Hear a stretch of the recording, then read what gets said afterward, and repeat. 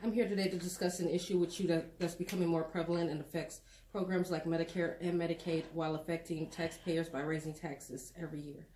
It is hospice fraud. Hospice is a subject that's dear to me. It is one of my certifications, and it requires a certain level of empathy and compassion to provide competent care for your ailing loved ones while they're in the final stage of life. Hospice is provided 24 hours a day, 7 days a week, but it depends on your level of care, with 95% of care identified as routine home care. 1.4 million beneficiaries received hospice care in 2016, and Medicare paid $16.7 billion in Medicare costs for 1.47 million beneficiaries. On average, hospices providing routine care provided approximately 4.8 hours a week, totaling $1,000 per week in assisted living facilities. There has been an increase in hospice care provision in assisted living facilities since 2007 to 2.1 million people receiving hospice, or 119% in 2012.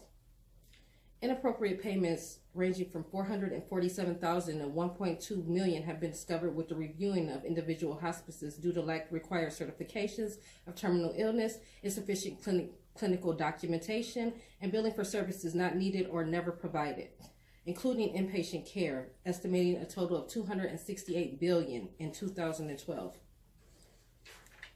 For-profit hospitals provide 48% of general care in comparison to 30% for other organizations. Additionally, for-profit hospitals bill 41% of general in-home care inappropriately, and the stay of patients served by for-profits was on average four weeks longer than nonprofit hospitals, in contrast to other hospices who only bill 27% of care inappropriately. The OIG has taken measures against hospices convicted of fraud schemes that may include, but are not limited to, billing for a higher level of care not needed, billing twice for the same service, physicians not meeting requirements when reviewing hospice certification, and kickbacks.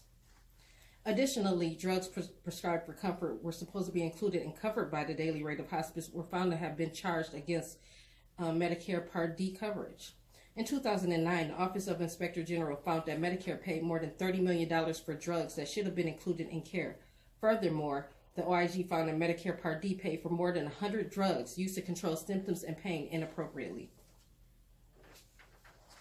The physician enrolls the beneficiary based on their clinical judgment to determine if the client care is eligible to be covered by Medicare. However, it has been found that in 14% of general inpatient care stays in 2012, the physician failed to reach at least one requirement in certifying care.